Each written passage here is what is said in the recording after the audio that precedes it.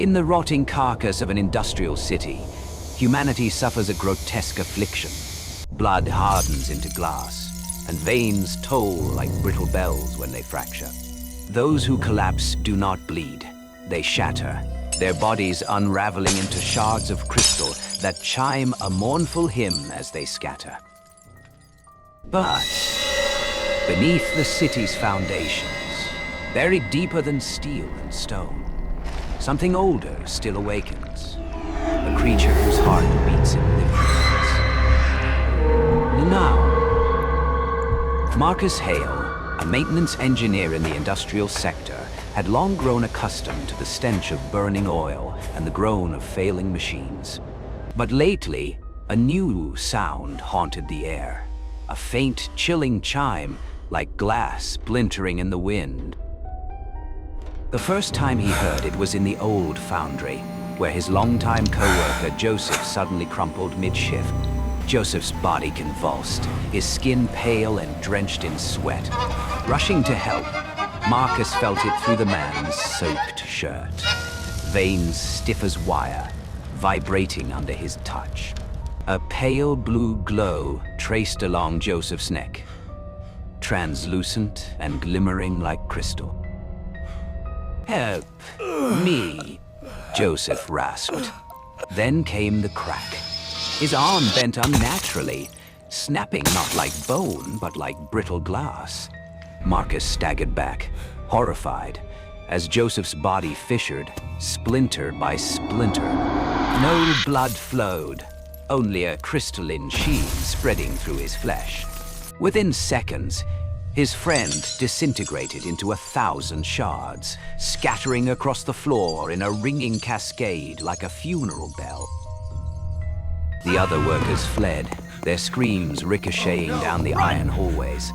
But Marcus remained frozen, staring at the jagged remnants of a man who had once laughed beside him over late-night shifts. No breath, no blood, only silence, and the terrible hymn of glass breaking. In the days that followed, the city descended into quiet chaos. Whispers spread like wildfire of those who walked with chiming veins, We have to get out who of fell here. and shattered into nothing. Officials denied everything. Newspapers ran blank, but the streets emptied after dusk. Doors were bolted, windows veiled, and eyes averted as if the sickness could spread through a glance. Marcus could not sleep. Each time he closed his eyes, the sound returned. Joseph's collapse echoing in his chest, shards ringing in his skull. Worse still, on sleepless nights, when the wind whistled through the rusted vents atop the factories, he heard something deeper. A rhythm, a strange melody, reverberating from far beneath the earth. A thought rooted itself within him, unwelcome but unshakable. Joseph's death was no accident, and the plague was no natural disease. Something was hidden below the city, older and more terrible than rust or stone. And Marcus knew if he did not uncover it, his own veins would soon toll like glass bells. Nananiao, tea. The city hospital reeked of disinfectant, yet beneath the acrid sting lingered something colder, the faint tang of rust, mingled with the dust of ground glass. Marcus had come to claim Joseph's body, but the morgue lay barren. The record was blunt, patient fractured, no remains preserved. In the silent corridor, a voice broke the stillness. "You lost someone too, in the shattering?" He turned to find a gaunt woman in a white coat. Her eyes, ringed with sleepless shadows, burned with an intensity that unsettled more than comforted. She introduced herself, Dr. Iris Ward, resident physician. Without waiting for reply, she tugged him into a cramped laboratory where yellow light flickered over rows of vials. Inside the glass, blood was no longer blood.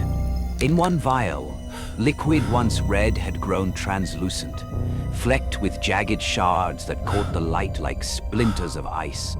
Iris raised it carefully. "This isn't coagulation," she whispered. "It's restructuring. Blood turning into something akin to silica. No virus, no bacteria, as if the human body is learning to become something else." Marcus' skin crawled. The faint chime returned in his skull, echoing like a memory of breaking. Then the sound grew louder. From the ward next door erupted a chorus of clattering bells. They rushed into chaos. 5 patients screamed at once, bodies convulsing, veins glowing like molten glass beneath their skin. Then came the fractures, sharp, merciless, deafening. In an instant, their forms burst apart, crystalline shards cascading through the air, painting the corridor in a rain of glittering death. Noses scattered, windows shattered. Iris stood paralyzed, but Marcus dragged her back, shielding her from the storm of fragments. When at last the ringing dimmed, only a sparkling dust coated the floor, shimmering like frost beneath the lights. Iris's breath trembled. "This can't be illness. It spreads another way, and I think the source lies beneath the sewer veins, where the old bedrock cuts through the city." Marcus glanced down at his own hand. A shallow cut still seeped red from the shards, but in the dim glow he caught a glint of translucence threading through the blood. His pulse thundered. The city was becoming an instrument for something vast and unseen. And if he and Iris failed to uncover it, every heartbeat would toll like glass bells until nothing remained but a symphony of ruin. Nawa. Rain slicked the city that night, turning the streets into broken mirrors beneath jaundiced lamps. Marcus and Iris followed a faded address buried in the patient files. Samuel Kerr, a sewer worker, the sole survivor of an accident that had reduced his crew to glass dust. They found him in a damp boarding room at the city's edge. Samuel was gaunt, eyes bloodshot, fingers twitching as though keeping time to an unheard rhythm. When Marcus introduced himself, Samuel only laughed. A rasping, stony sound. "You hear it too, don't you? That ringing, it never leaves." His voice dropped to a whisper as Iris pressed him about the day of the accident. Samuel told of drilling into an unfamiliar vein of rock deep beneath the tunnels. From it spilled a cold blue glow, and then the singing began. Not human, not words, just the crystalline resonance of glass upon glass. His fellow workers froze, eyes hollow, until one by one they shattered. Samuel alone had fled, but ever since the song gnawed at his skull, louder with every night. As he spoke, Marcus caught it too. A faint tapping from beneath the warped floorboards, measured, relentless. Samuel grinned, pointing downward. "It's singing for us, even here." The 3 descended into the sewers. The air reeked of damp stone and something sharper, the dry bite of powdered glass. Their flashlights carved tunnels of light across the walls, where veins of crystal jutted from the rock like arteries of frozen fire. Each step sent echoes bouncing through the dark, and from the depths came an answering chord, as if unseen hands were plucking strings woven from bone.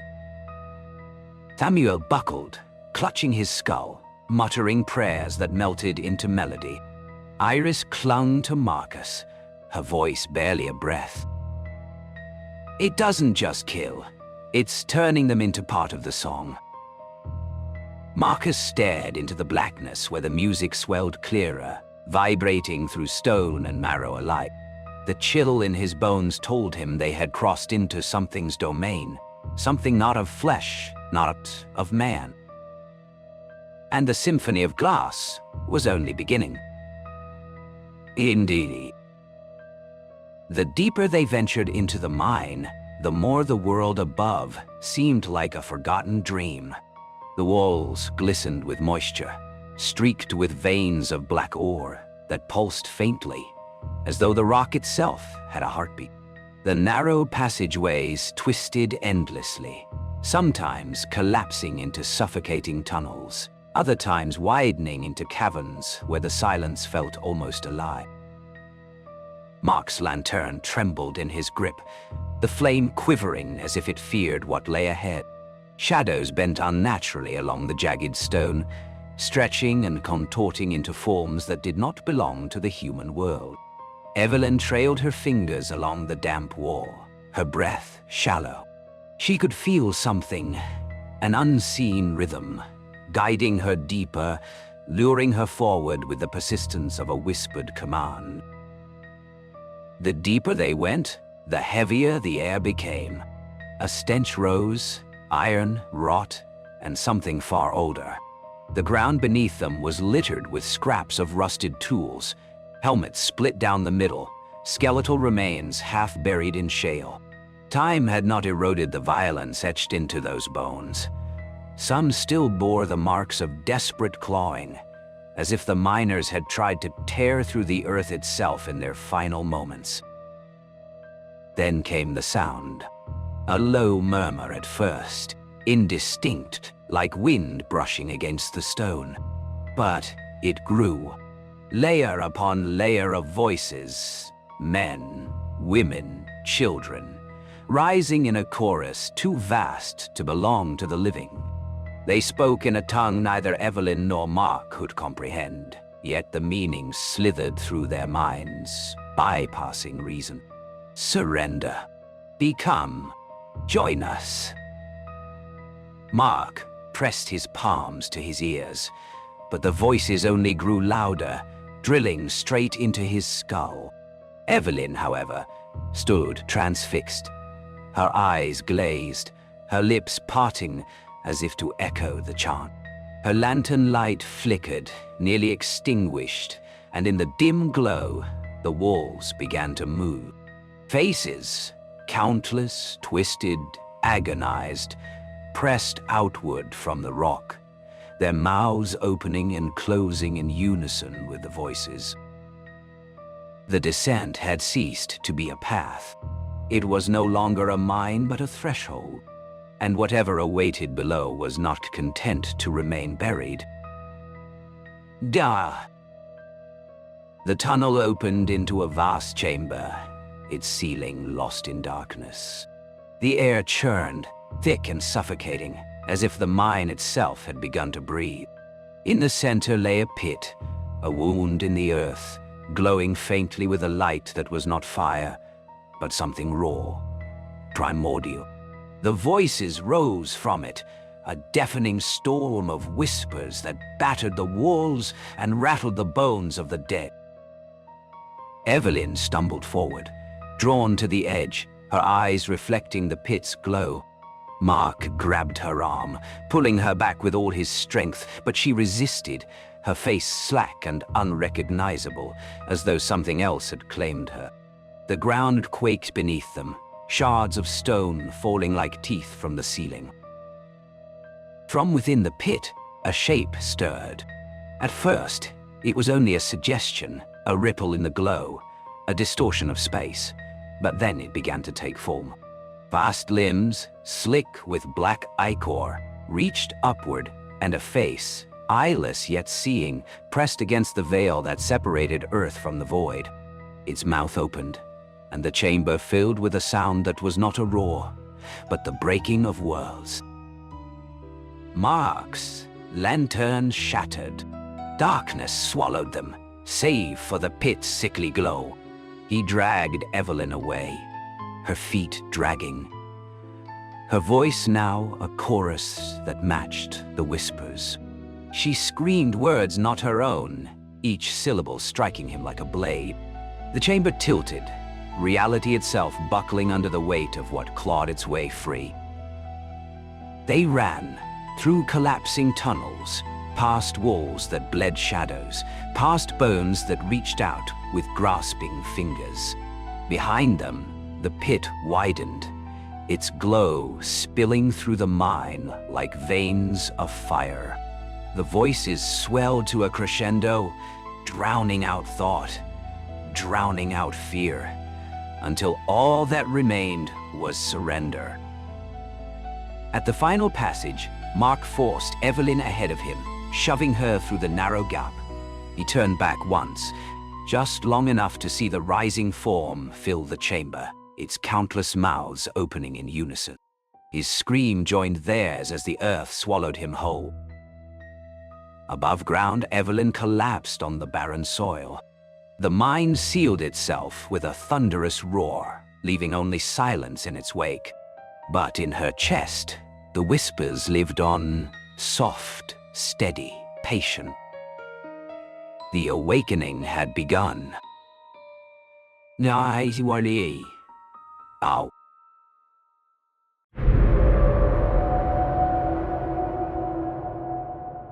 This happened on a Norwegian peninsula when I was about 15 years old. It must have been 2006, give or take a year. Regardless, it was Halloween night and I didn't really have any plans. Too old for trick-or-treating, too young for partying.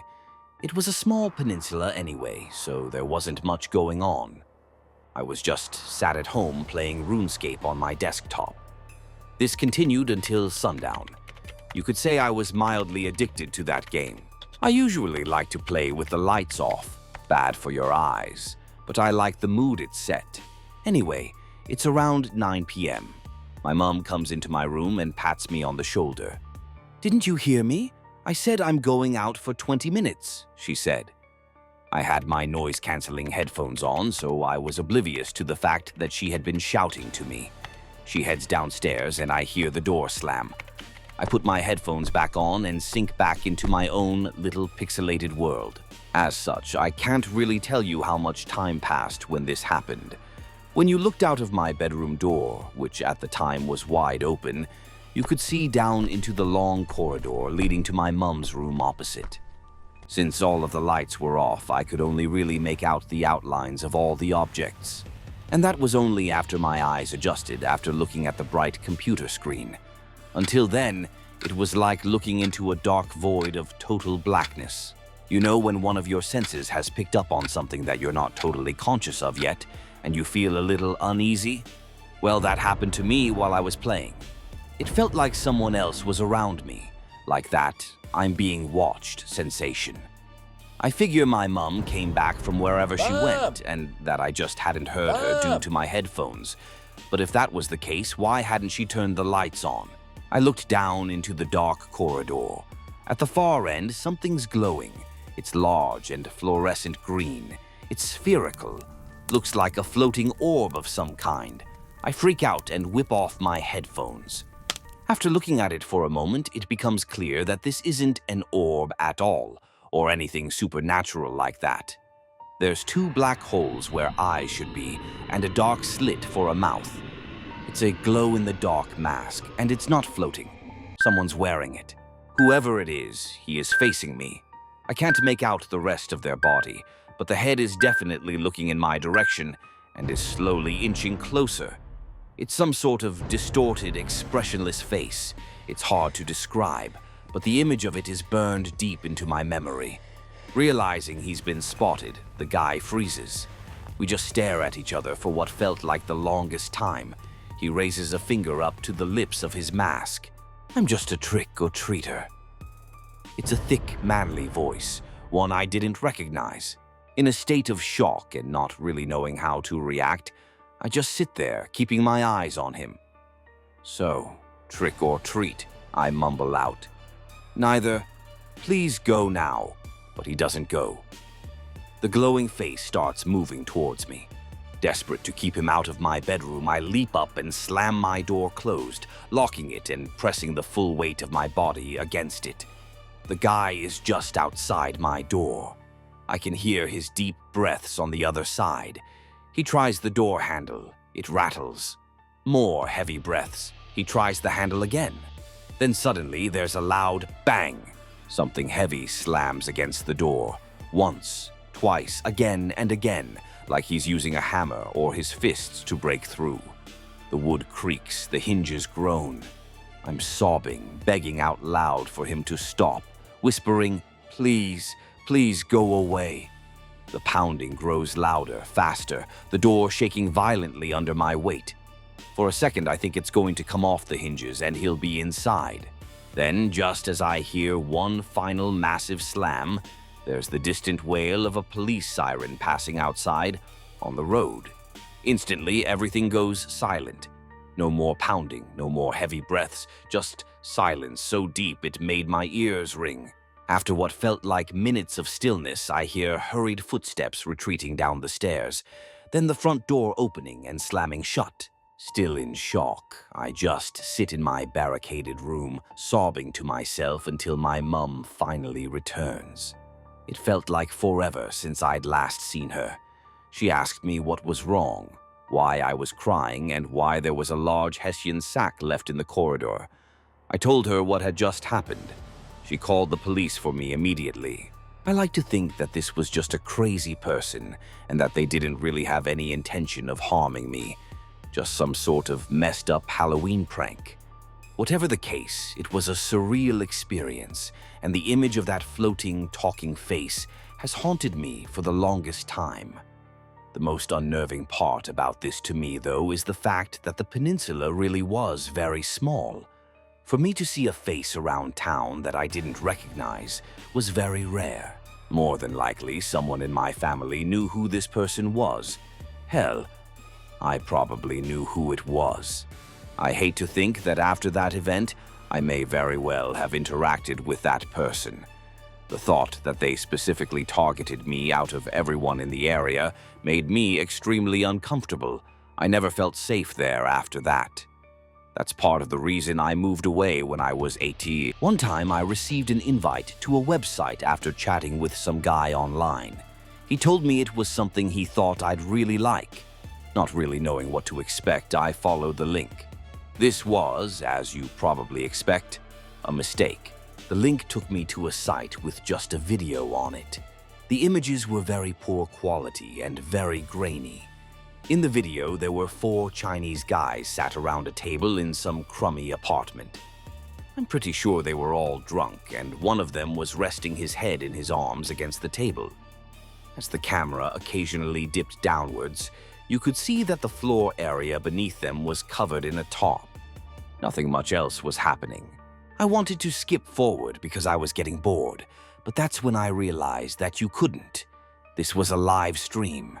The guy who sent me the link said to keep waiting and just give it 5 minutes. So I popped open another tab whilst I waited and checked back on the stream every so often. At one point, when I clicked back on the video, there were only 3 of them sat around the table, and a box had appeared above the video. The words in this text box were all in Chinese. I'm pretty sure it was Chinese at least. But I remember very distinctly that there were 4 boxes, each with numbers in them that kept changing. I didn't think much of that at first. Not long afterwards, the 4th guy returns to the table. He was now holding a revolver in his hands. He sat back down at the table with the other men and placed the gun on the table. You could hear the guy holding the camera saying something, but obviously I didn't understand what.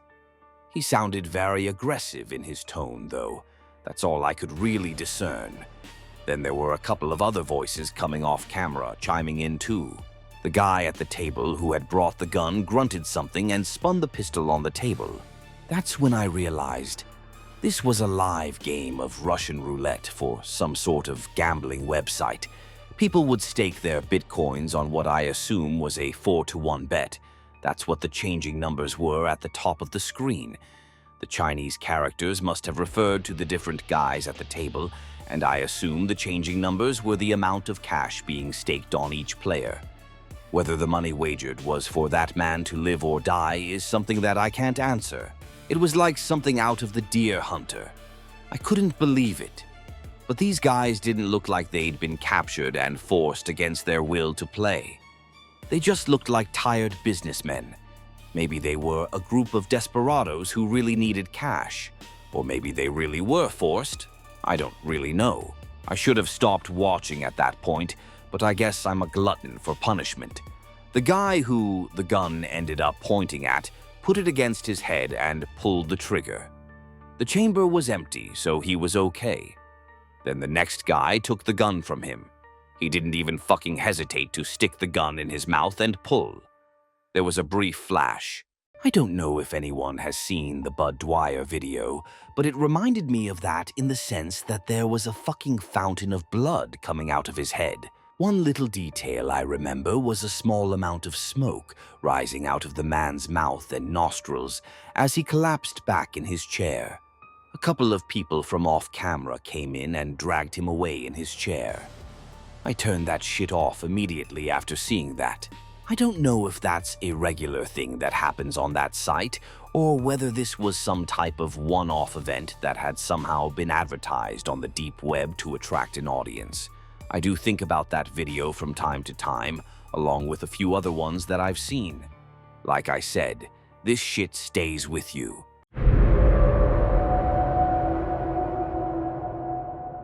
Situation hasn't been the best lately, with rent and bills to pay. It's been a struggle.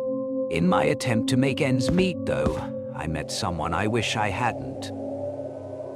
A few nights ago, I saw an ad on Craigslist looking for someone to help move a few large items and boxes up from the basement. The job offered $12 an hour cash, and estimated to be around 5 to 7 hours worth of work. That sounded great to me, and best of all, it was within walking distance of my house. I emailed the poster of the ad, and everything seemed great at first. He was thankful that someone had answered so quickly, because he really needed to get things done. After a few emails, though, he hits me with something. I want you to know that I'm a gay man. How old are you, by the way? That's a weird message to send. His sexuality should be none of my business. If you call up a plumber to come to your house, you don't share that information with him. I'm a 28-year-old guy, though. I'm in good shape. And I never leave the house without a knife in my boot and a sidearm on my waist. I need the money, and this guy's 68. If he tries anything, I'm confident I can handle myself. Besides that, I like to think the best of people. I try and tell myself that maybe he's just a bit flamboyant and has had trouble in the past hiring people who turned out to be homophobic. The time comes, and I get to his house. He comes off as a normal and pleasant dude right from the bat. He's polite and friendly and has a really cool house. It's your typical middle-class New England home from the early 40s. Not something I'd want to live in because you're so closed off with smaller rooms, but they have a nice charm. He's even furnished it with antiques from the time period, so I'm put a little at ease with everything going so well at first. He takes me down into the basement, and it is a bit creepy. Let's be honest here, most basements are. Even more so when it belongs to a stranger. He shows me what needs to be done, and I start getting to work. Everything goes fine for the first hour or so. Then I notice, out of the corner of my eye, he's watching me from around the corner. I try and tell myself it's no big deal. He just wants to make sure I'm not stealing any of his stuff, and that I'm doing what I'm supposed to. After a few minutes, he goes away.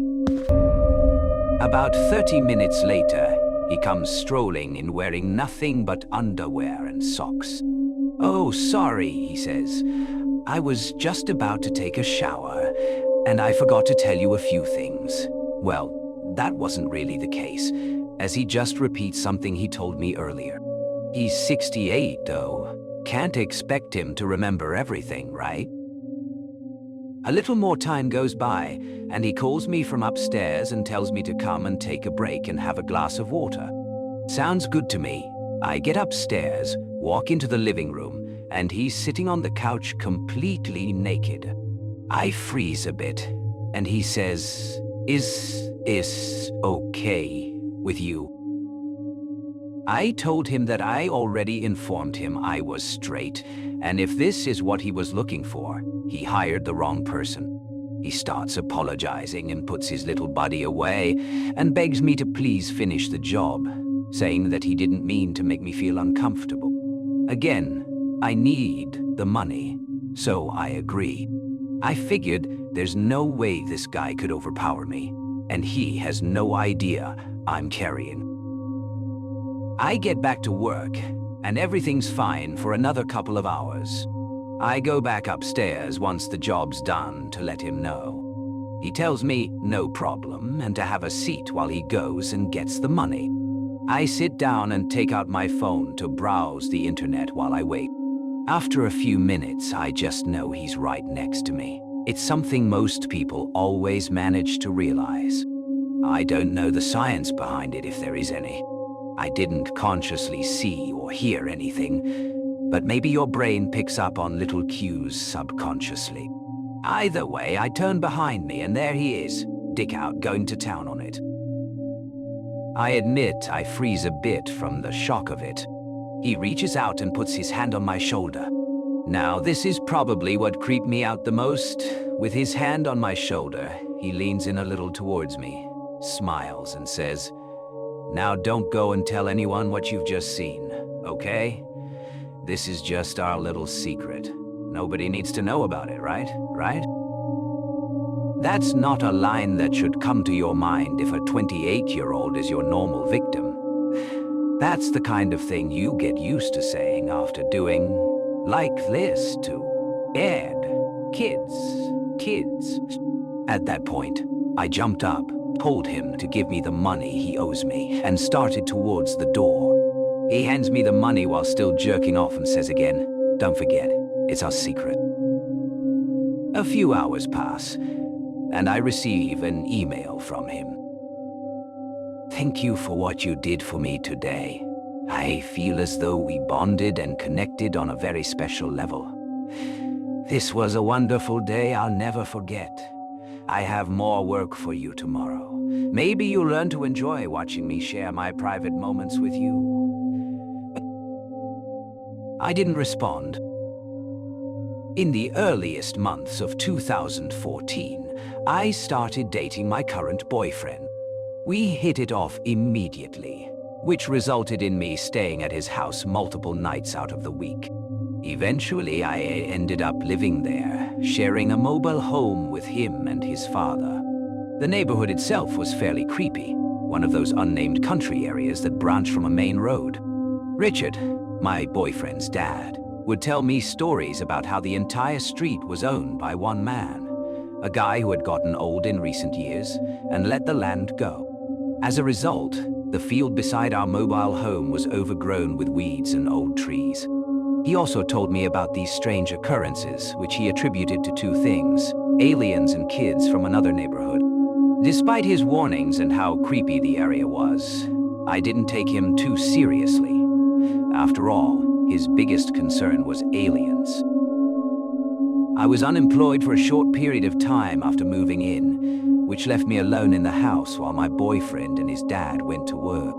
I spent most of my days putting in job applications, cleaning up the house, and reading online. I guess you could say that my presence at the house was pretty predictable, which is the only explanation to this occurrence. On a day as unremarkable as any other, while I sat reading a book in my bedroom, I heard a car pull into our driveway. The sound was pretty distinctive, considering the area wasn't paved, but rather made up of gravel. Thinking that my boyfriend, Cody, had come home early from work, I slipped some shoes on, then started for the front door, which was on the other side of the house.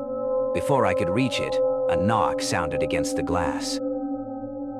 The front of our trailer had a sunroom, basically a front porch that is encased with windows, making it so you had to go through two doors before stepping into the living room. Being as paranoid as he was, Richard would usually lock the sunroom door before leaving for work, unless he was in a huge hurry.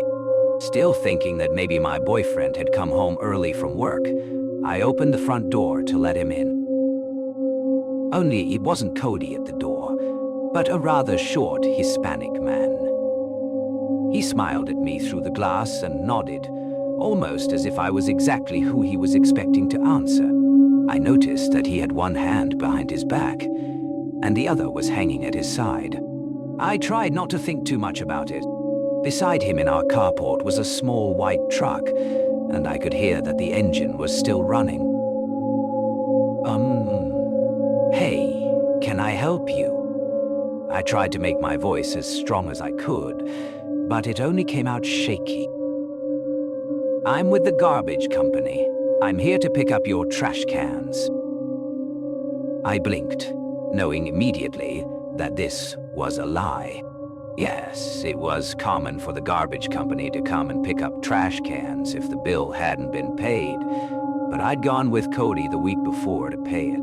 Not to mention, the drivers never knocked on the door. They would only ever take the cans and leave. I glanced to my left, seeing that our trash cans were still there on the outside of the sunroom, somewhat behind the house. They're right there. If you need them, then take them. This time, my voice was more assertive, causing my visitor's smile to turn into a frown. "May I come in?" he asked.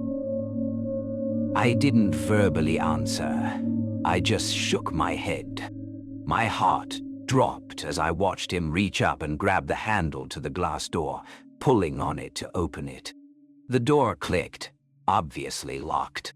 The man tried to pull it again, this time harder, causing the metal to creak. I jumped back into my house and slammed the front door, locking it with purpose. It was so quiet in the house that I only noticed two sounds, my heart pounding, and the doorknob to our back door jiggling. There was no way it could have been the guy from the front porch. He wouldn't have had time to get to the back door, even if he ran. I yelled through the door, "I'm calling the EEG police," still baffled at the fact that this was all happening in broad daylight. I could hear the truck drive through the carport and into our backyard. Immediately after that, I took a moment to look through the blinds of a window, watching as a separate man jumped off of the back porch and into the passenger seat. To this day, I'm convinced that these men knew I was home alone and carefully planned an attack. One of them was meant to distract me while the other broke into the back door. I still don't know what was hidden behind the back of the guy at the front door. All I can say is that I'm forever thankful for how paranoid my father-in-law is. Who knows what could have happened if he hadn't locked the sunroom door.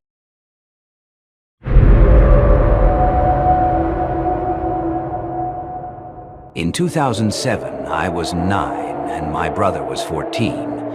The kind of age gap that makes one of you the hero and the other the sidekick. Mom pressed $30 into my brother's hand and said, "Movie? Maybe a burger, home by 10. We promised. We meant it. The film was forgettable. Popcorn, explosions, blue light. The burger place tasted like salt and neon. When we stepped outside, twilight had thinned to that in-between darkness where street lamps look sleepy and sound carries farther than it should. My brother had an idea. "Let's take the lake path," he said, his voice on the edge of daring. It was a narrow paved strip that cut the long lake into two halves, a 2-mile ribbon of asphalt often drowned when the rains came. Tonight it was dry, and in his mind that meant opportunity. In mine it meant we'd get home faster and not be late. We rolled onto the causeway. On either side, black water. Ahead, a straight line, the kind of perfect path kids dream about. The night pressed cool against our cheeks, and for a few minutes it was peaceful. Just the soft rhythm of our wheels, the strange comfort of being between two small oceans. At the far end, the causeway coughed us into trees, a trailhead that slipped straight into a densely wooded preserve. No houses, no storefronts, just a cut of dirt and roots under a roof of leaves. My brother slowed and looked back at me like a captain about to declare a heading. "We'll be fine," he said. We weren't. We hadn't gone a quarter mile when the first light slid through the trunks, white and slow, like a flashlight the size of a car. We stopped instinctively and listened. An engine, low and patient. Then another from the right. Two vehicles idling on parallel service roads you couldn't see from the map, angling toward the same invisible point. "Off the trail," my brother whispered. We dragged our bikes into the brush and crouched low. The headlights combed the trees, beams stretching long fingers over bark and fern. I imagined the light glancing off a handlebar reflector, imagined heads turning like deer, imagined hands deciding. My phone sat like a stone in my pocket. I thought of dialing Mom, of the blue rectangle flaring to life, of the way light betrays you. "Don't!" my brother hissed. "They'll see." The first set of lights crept forward and paused. A door opened close. Quiet, controlled, wrong. Voices. Men's. Muffled by distance. The words indistinct. The rhythm unmistakable. "You go there. I'll circle here." We slid farther into the brush, thorns stitching lines on our shins we wouldn't notice until morning. I could hear my brother's breath, steady and forced, like he was teaching his lungs not to panic. Mine came in tiny shivers I couldn't smooth out. The second vehicle's lights swept closer, then farther, then closer again, like a tide deciding how much shore to take. When they reached their farthest point, my brother squeezed my hand. "On 3, he said, so quiet it was almost a thought. "We run deeper. We don't stop until we hit houses." "Where?" I mouthed. He nodded into the trees as if houses could be called into existence by faith alone. 1, 2, 3. We launched. Branches clawed, roots lurched at our ankles. The forest floor tried to keep us. Behind us, voices rose, sharper now. The beams jittered, searching, then swung wide where we'd been, not where we were. I ran like a deer that knew what headlights meant. We cut the trail at a diagonal, guessed at shortcuts that might have been circles, and chose every left like it was a prayer. The woods thinned in increments. First more sky between leaves, then a fence line, then the miracle of sodium orange hallowing a cul-de-sac. We burst into a neighborhood that smelled like sprinklers and detergent. A porch light burned 2 houses down. My brother pounded the bell while I scanned the street, mapping escape routes we hoped we wouldn't need. A man in gym shorts opened the door with a phone already in his hand. He took one look at us and stepped aside. "Inside," he said, locking the door with a click that sounded like a spell completed. He called the police.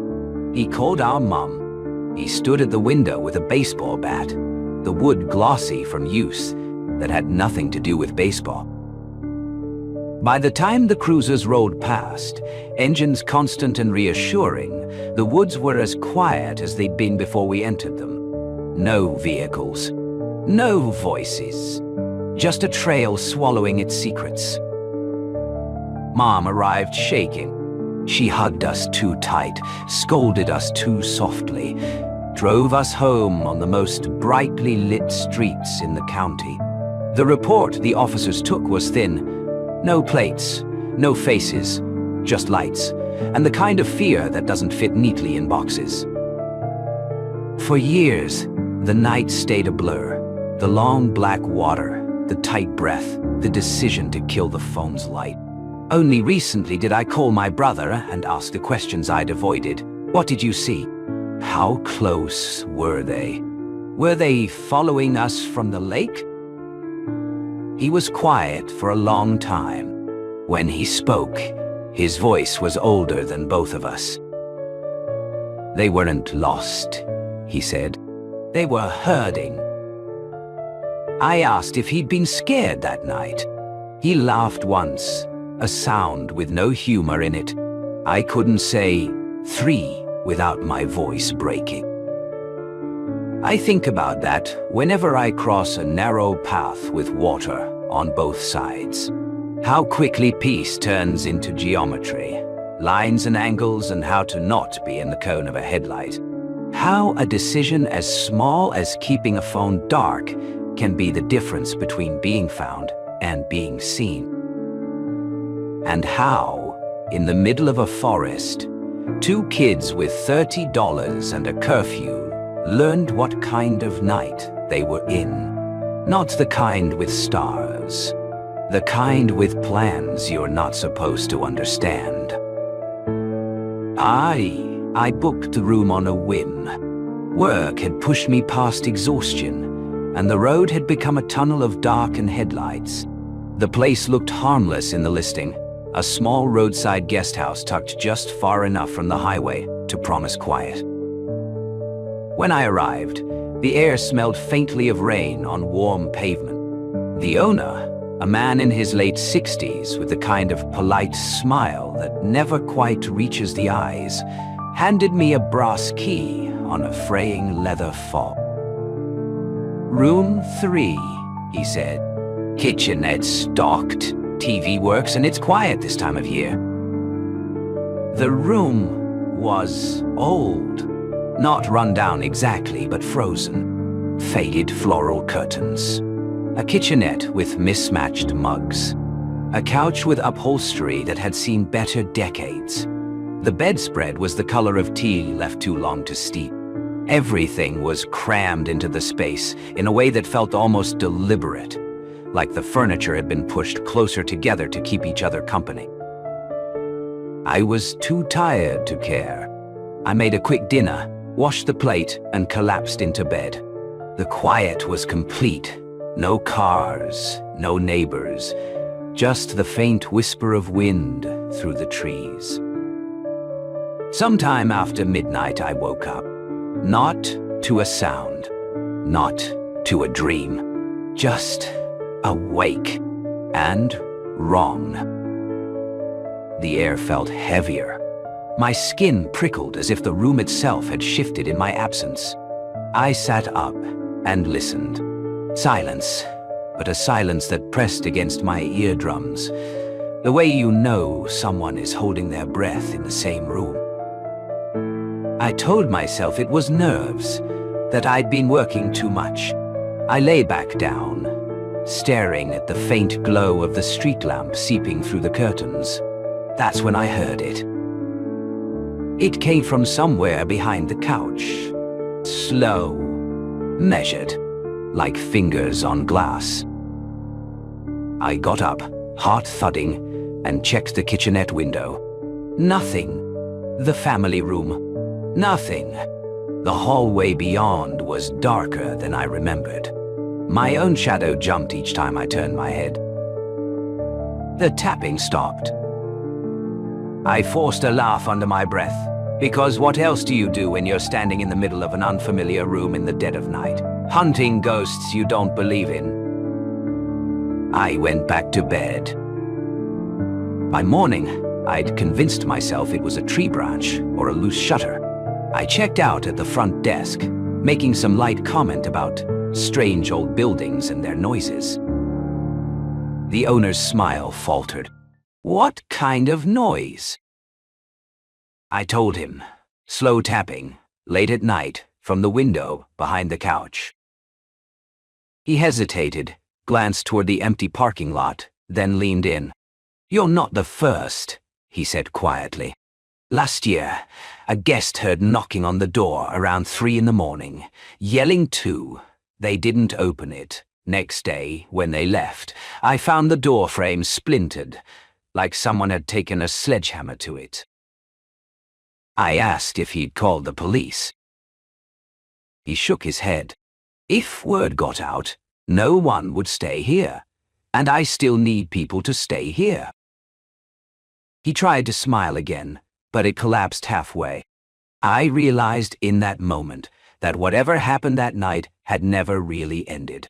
It was still here, in the walls, in the floorboards, in the way his eyes flicked to the parking lot like he was expecting someone to step out from between the cars. Driving away, I checked the rearview mirror more often than I watched the road ahead. The building shrank in the distance, but the feeling didn't. Because here's the thing, I've stayed in plenty of old places, and old places have their creaks and knocks. But what I heard in that room wasn't random. It was patient, and it knew I was awake. Ha! What